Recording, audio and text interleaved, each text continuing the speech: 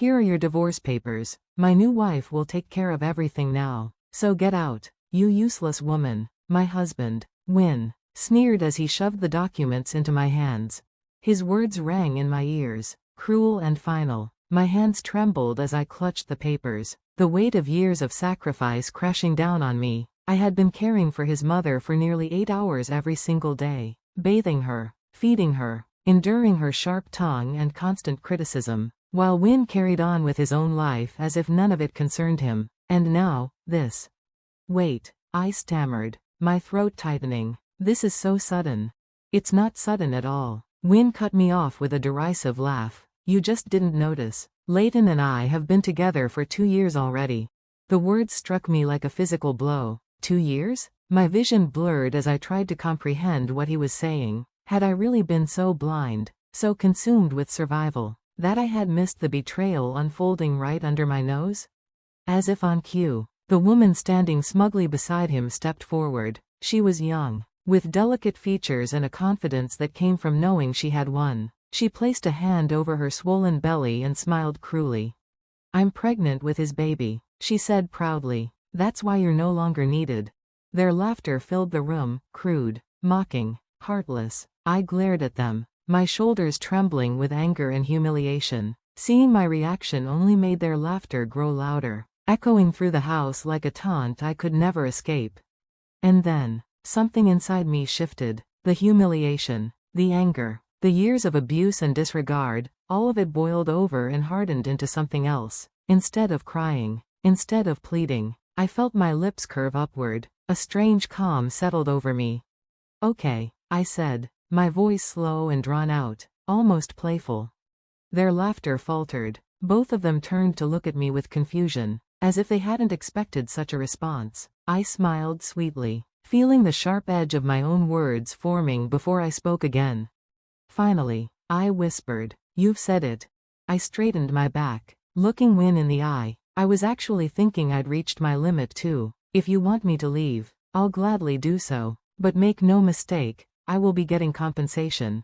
For the first time, I saw Win's smirk twitch. His confidence cracked ever so slightly. I didn't wait for his reply. I calmly folded the papers, tucked them into my bag, and walked past them without another glance. And I didn't breathe a word about his mother, his frail, bitter mother, who still lay in the other room, oblivious to the storm tearing through the family she had always tried to control. My name is Anna, a 41-year-old housewife. For 15 years I had lived in this house with my husband, Win, and our only son, Flynn, who was now 15. When Win and I married, I was 26 and already visibly pregnant. We had no wedding ceremony, no celebration. My mother-in-law never let me forget it. She called it a disgrace, a shotgun wedding, an embarrassment to her perfect family. I could still hear her words the first time we announced our marriage. What am I supposed to tell our relatives about this? Maybe your family doesn't mind such things, but in this family, reputation matters. Win tried to defend me. Mom, it doesn't matter. We love each other. We were planning to marry anyway. But nothing mattered to her except appearances. It was only thanks to my father-in-law, a kind man with gentle eyes, that our marriage was even allowed to happen. When Flynn was born, I thought her heart had softened. She was overjoyed with her first grandchild, but instead of supporting me, she invaded my role as a mother. She barged into our home at dawn, insisting on caring for Flynn herself. Whenever he so much as whimpered, she would rip him from my arms.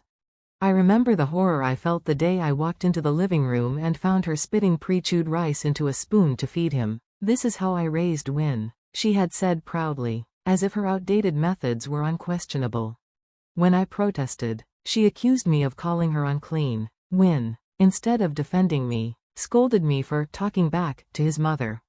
That was the moment I realized I was alone. Alone except for one ally, my father-in-law. Whenever I broke down, he was the one who quietly reassured me. "Flynn is your child. Raise him your way. You're a good mother." His words kept me going, even as my husband drifted further away. As Flynn grew, so did my mother-in-law's control. She decided everything for him, what he ate, how he dressed, even what his future career should be. Flynn became quiet, almost too obedient, rarely expressing what he wanted for himself. Until one day, he was 7 years old, sitting in front of the TV. When a violin performance came on, his eyes lit up, his face filled with wonder. "Mom," he whispered, "I want to play the violin." It was the first time he had ever voiced such a strong desire. My heart swelled with joy.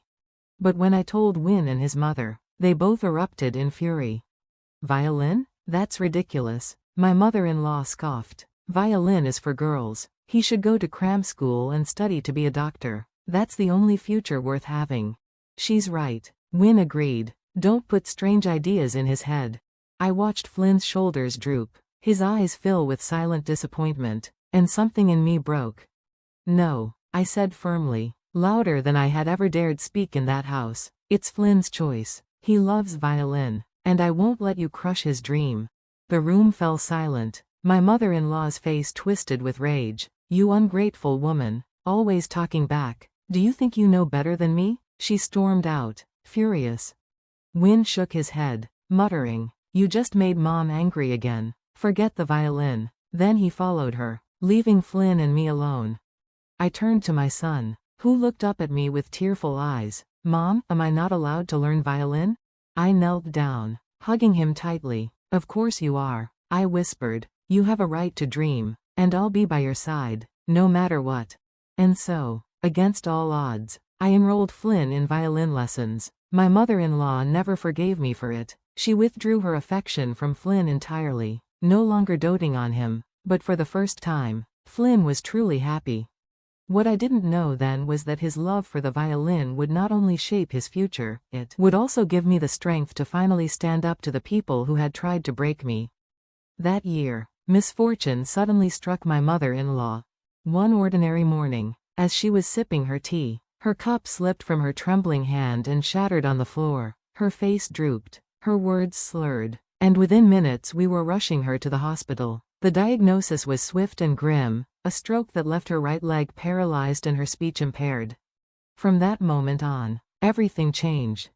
She needed help with nearly every aspect of daily life. Walking, eating, bathing, even the simplest tasks became struggles. At first, the family considered placing her in a nursing facility, but she wailed and begged not to be sent away. "No, home," she insisted, her words mangled but her meaning clear. Reluctantly, the decision was made to care for her at home, but when the care manager came for her assessment, my mother-in-law, stubborn as ever, would sit upright, force smiles, and pretend to manage on her own. Her performance lowered her official care level rating, which meant we couldn't get adequate financial support for professional helpers. My father-in-law, shoulders heavy with exhaustion, pulled me aside one evening after the assessor left. His voice was filled with regret as he explained the situation. "Anna," he said quietly, "I need to ask for your help. I know it's a lot to ask, but could you care for my wife? I'm only a few years from retirement. If I quit now, I won't qualify for my full pension, and the mortgage is still weighing on us. I don't want to burden you, but I have no choice." His words pierced me.